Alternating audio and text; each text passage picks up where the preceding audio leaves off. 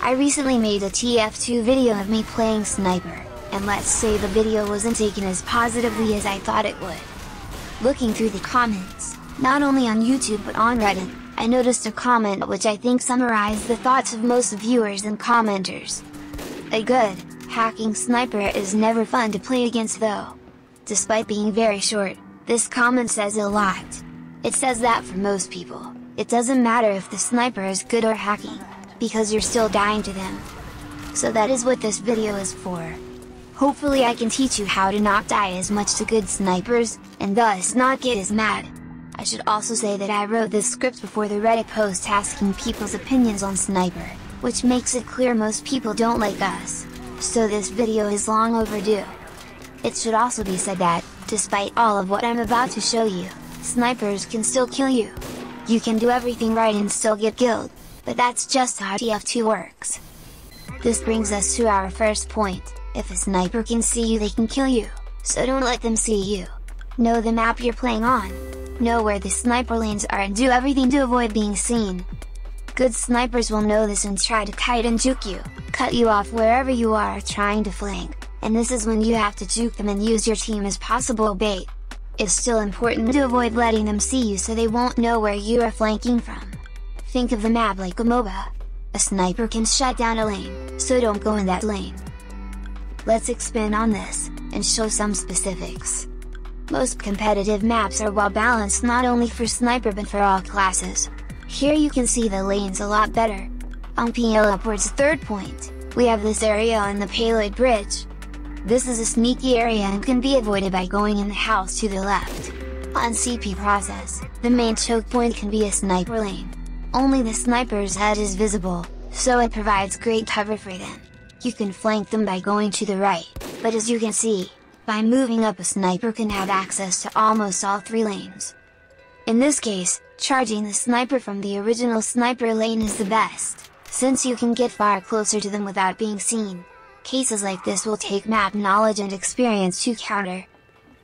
I'm not entirely sure why, but most CTF, capture the flag, maps are unbalanced in the sniper's favor.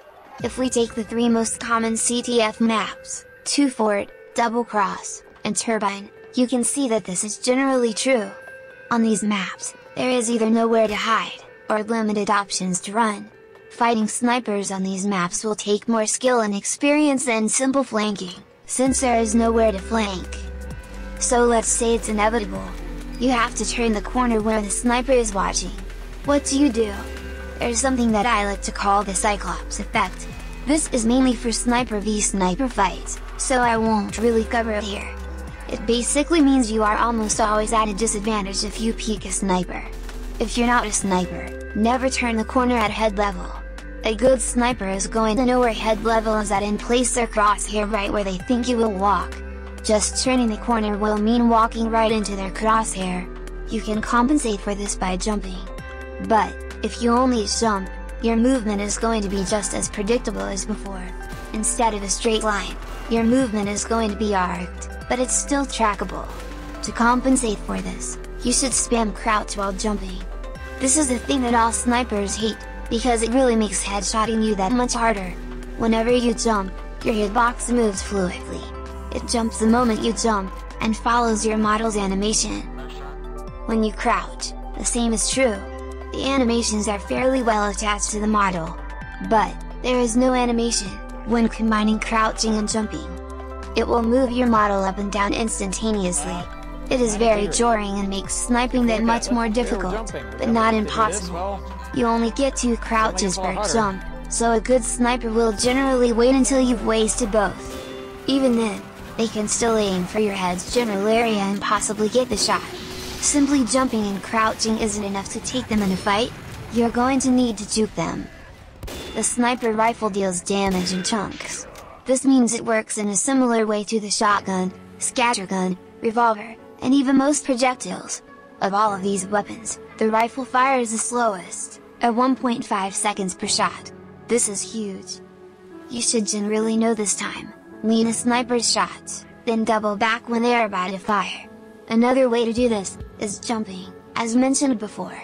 When the sniper shoots, if you've been staying on the ground, they will expect you to stay there, If you jump when they shoot, they will likely miss, or be forced to flick their aim upwards quickly in a vain attempt to kill you. Once again, this doesn't mean they will always miss, and they can very well still get the shot off. Good snipers will know this and bait your jump by waiting a moment to fire. They will also hold back firing until they think they can predict your movements and make the shot. This is where high level juking and movement comes in, and doesn't only apply to fighting snipers. You should bait their shots, while they bait yours. In the end though, you can most likely to deal the fatal damage over them, because most classes have some sort of constant damage output, while the sniper needs to wait over a second per shot and has to hit your head to get their highest damage output. It's also important to know that sometimes you don't need to put too much thought into your movement. There is a saying that the worst players are the hardest to predict, and it's true. In this clip, I cannot for the life of me hit the spy. His movement isn't very high level, it's just unpredictable. This is what you need to learn when fighting snipers. Learn from this kind of movement because it's the hardest to counter. This brings us to the final point: shoot them. Always.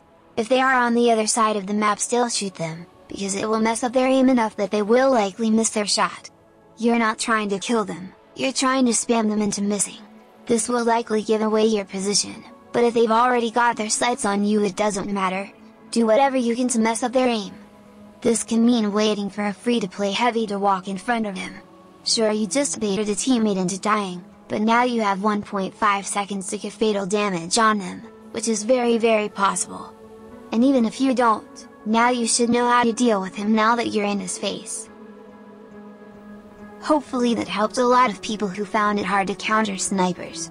There's a lot more specific stuff I could have gone over, but for the time being I think this should cover the high majority of sniper fights. Also, don't worry sniper mates, I will make a video after this one on how to better your sniper game, and how to counter the counters. I'm not sure when that will go out, so let's see how this video does first. I intended on using my real voice, but I got bored and found a text-to-speech website. This was one of their options and I thought it sounded too funny to not use.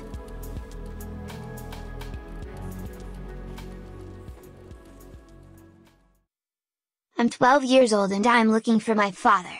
He left to join a magic guild and also is a wolf. Now I need to fight my way through enemies to find my rival and destroy this generic anime shit.